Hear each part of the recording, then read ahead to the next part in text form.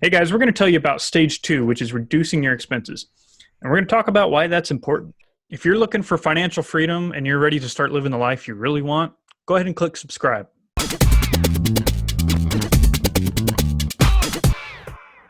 This is a stage that a lot of people really try to skip. They try to go from figuring out what it is that they want straight into how do I make more money? And they forget to do this stage, and it's very important because it really sets you up for what you need to be able to do down the road. So that's a really important piece of this, is that you can't skip it. You've got to reduce your expenses. It's like we're going down this journey and we're just picking up little nuggets so we can get to the end of the journey with a pot full of golden nuggets. We're trying to get to that pot of gold at the end. We just got to pick up the nuggets along the way. It's not like that pot of gold's waiting for us once we get there. It gives you that power to really drive in making it what it is that you need to do and how you want to live your life. I look at this stage the same way as living a healthy lifestyle when it comes to nutrition and exercise. This stage is what everybody knows they should be doing. We're going to talk about stuff in this, and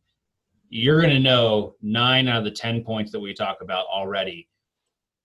And you're going to go, yeah, I've heard this before. But the thing of it is that people actually have to do it. The reason why this is stage 2 is because you're building a habit from the beginning. And this is one of those things where this gets the ball rolling. This is the snowball effect. This is where you're just a tiny little snowball and you're going to be a giant rolling, just gargantuan snowball that's going to be able to take out an entire town, wipe out an entire load of debt, and be super rich by the time you get to stage 5.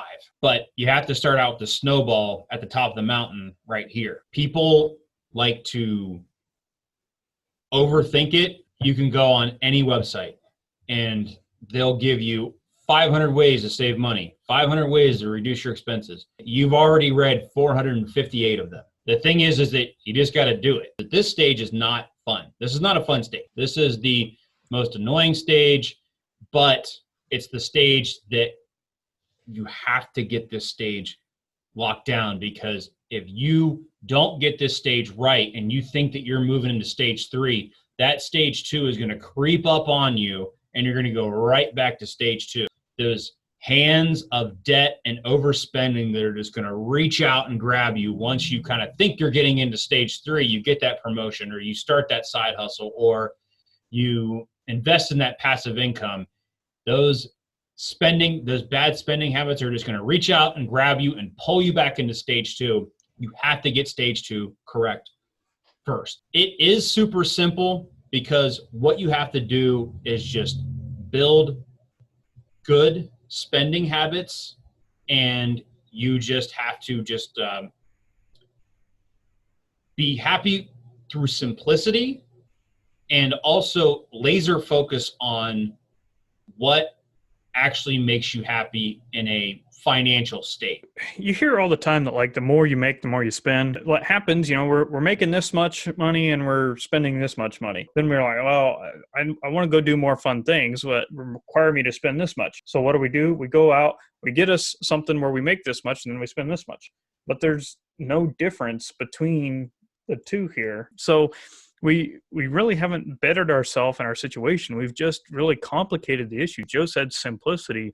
It's not like we have anything more better, or maybe doing more things or something, but it's not like our life is really a whole lot different. We've just now put ourselves in a position where we have to make that much more money again. And that just makes it that much more difficult. It's really stripping away at that freedom that we're really after to begin with. I mean, how many people do you know that are surrounded by things and they're happy? I'm not saying to not have money so that you can go be happy. That's not it at all. Things in life do cost money, and money is important. But how many of those things do we really do that they don't really bring us the joy that we're after in our life, and especially our preferred life? Once we start honing in on this, we see some stuff is like, I really don't want to be spending the money on this. That's not in my preferred life anymore, to be spending this kind of money on that. So the more that we can reduce those expenses out of the things that we forgot about, the things that we, it's something I like, but maybe it's not necessary. You don't have to eliminate every expense. You can get the expenses down, but the more you can do that, the more freedom you're going to have. I'm going to feel like William Wallace. Freedom. It's a relieving feeling to be able to know that, hey, I didn't have to go out and work more hours. I didn't have to go out and get a more stressful, higher paying job to be able to have more money left at the end of the month. All I had to do was stop spending, cut out the fat. It's just as much of a difference as whether you went out and worked more, worked harder, leveled up your life and career wise. Like, why not just cut some expenses out? I got a real world example of that. I was out with a family member. We were driving to a rental property, and he's talking. He's like, "Man, I want to talk to you about some investing. I want to get some investment advice from you. I got a decent chunk of change coming in." I was like, "Oh, cool." I was like, "How much you getting?" And he said, like, $7,500. I was like, "Wow, that's pretty good." And he goes,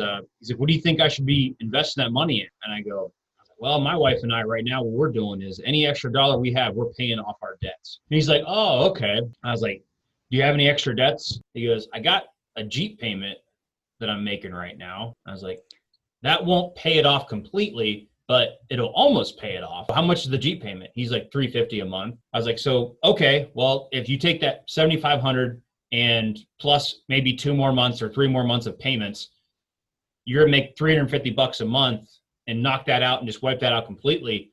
That's what, part-time job, a low wage part-time job. And that's a lazy way to make money. I like that, because it's just like, now you have an extra $350 that you don't have to work harder for. This is why we start here, reducing the expenses, because it's an easy win. It's to get it under your belt. And Reese and I have 3 different categories that we kind of focus the expenses into, and you'll be able, and they're super simple and they make a lot of sense, and they're cookie cutter for anybody out there that's looking at their own unique lives and seeing what that is. Just remember that paying something off or eliminating an expense, reducing an expense, that's the same as going and getting a promotion, like Reese was saying, or going out and getting a second job, but you don't have to work for it. It's just that expense just goes away. Also, the peace of mind.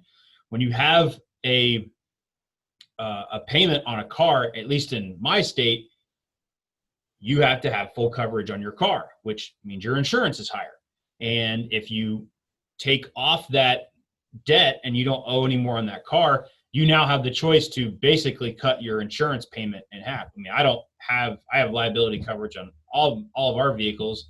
I've talked to people before and they're like, "I have this much insurance on this car and this much insurance on this car," and they have like 3 or 4 vehicles. I'm like, "Your insurance per month is my house payment. Like, you're paying for a house."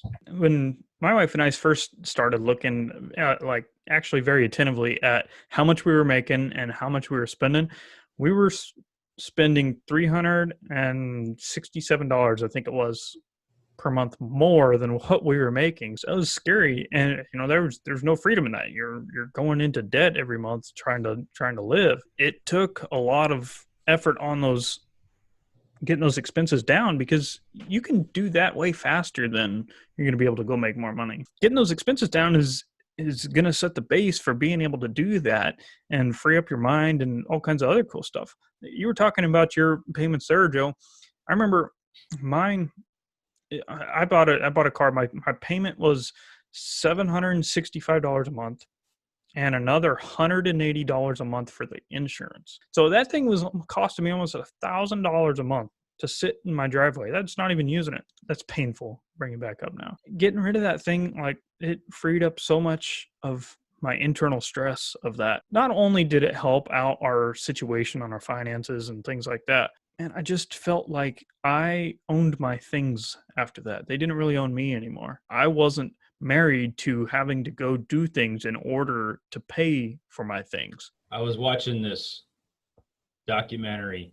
They were talking about banks, and these 2 guys were standing on, the high level office building. They're kind of looking out at the cityscape from a high level. The one guy's the banker and the other guy is the borrower. They're talking back and forth, and the banker goes, He goes, you see all this? And he's like, yeah. He goes, we own all this. We own all this stuff out here. He's like, you guys just manage it for us. And the guy's kind of like looking at him because the guy was thinking like, oh, I'm getting this loan so I can get this thing and I can grow my business and da-da-da-da. Like, I'm really moving up in the world. And the banker, the guy with the money, is just like, yeah, we own all this stuff here. Like, you're the one, you just go out there and just make sure that the money comes back to us. That's your job. Our job is to just, lend the money out, basically. And that's a very different set of eyes from someone that is manager is the same thing as an employee. But when you have the money and you own it outright, you are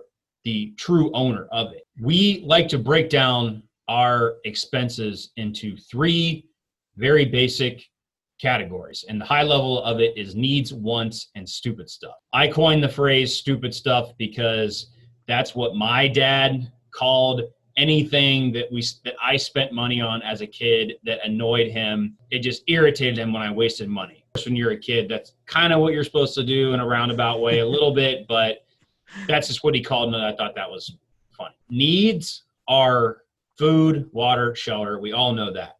And personal fulfillment items or experiences. That could be music, a gym membership, anything that gives you personal fulfillment beyond the very basic needs. Everybody knows food, water, and shelter. So the personal fulfillment part of it is something that if you don't have it, you feel like you're severely lacking. My personal keystone habit is I like to go out and run and exercise 5 and 6 times a week. I have to have an MP3 player with me, or it feels like I'm just listening to like the void of nothingness, and then I just start to go crazy because I'm listening to my own thoughts as I run. So a $50 cheapo MP3 player with 50, 100 songs on it, that's my personal fulfillment. Moving on now to wants. So you got a car, your house, guitar collection, vacation, experiences. You're thinking to yourself, okay, well, you said shelter, and now you have house and wants. That's a very important distinction. So your shelter, you got to have a roof over your head. But does that mean house? I mean, a house provides shelter, but so does a rental. So does living with somebody. So does lots of other ways. You could go live in a camper or an RV. That's still shelter. You got to have the shelter. That's your need. But is the house that source? Usually the house is probably the more expensive option. Well, maybe. Kind of depends on how you do it. So that's where it falls more into the wants category. You want a house. You don't need a house. You need shelter. A house and the car, I immediately think of keeping up with the Joneses. Like, are you keeping up with the lifestyle that you want your friends and family and your coworkers to think that you actually am I winning? Am I successful? Am I doing well?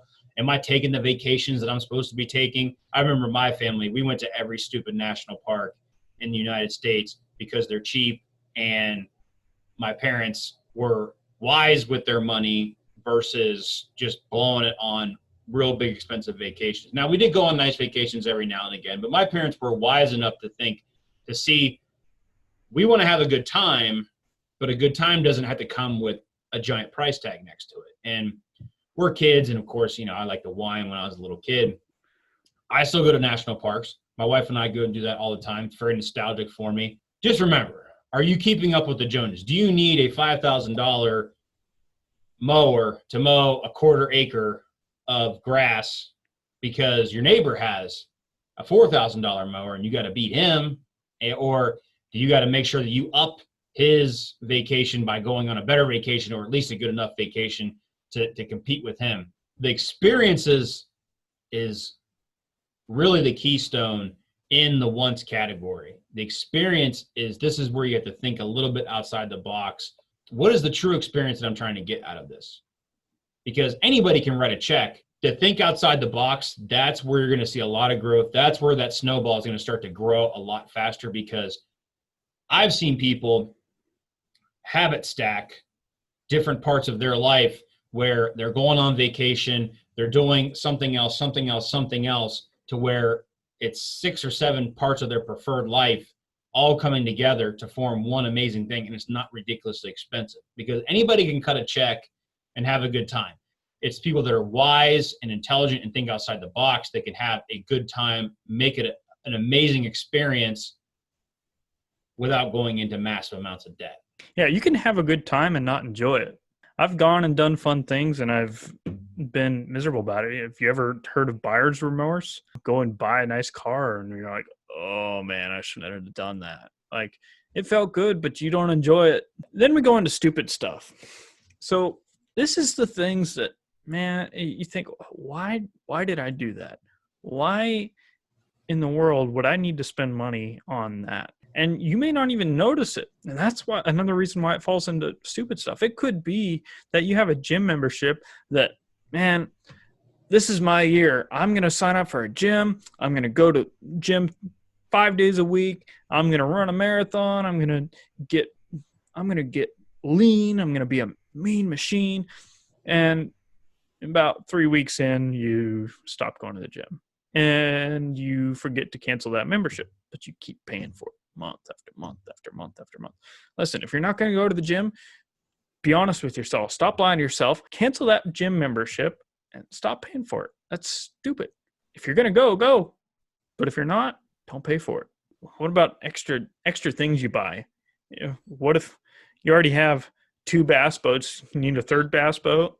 I'm not a boat guy, but I don't know anybody that needs 3 bass boats. The stupid stuff category, a lot of times I've seen in people's lives, it's flirting with in the realm of addiction almost. You're addicted to the rush of swiping that credit card, of buying something new, having the newest thing.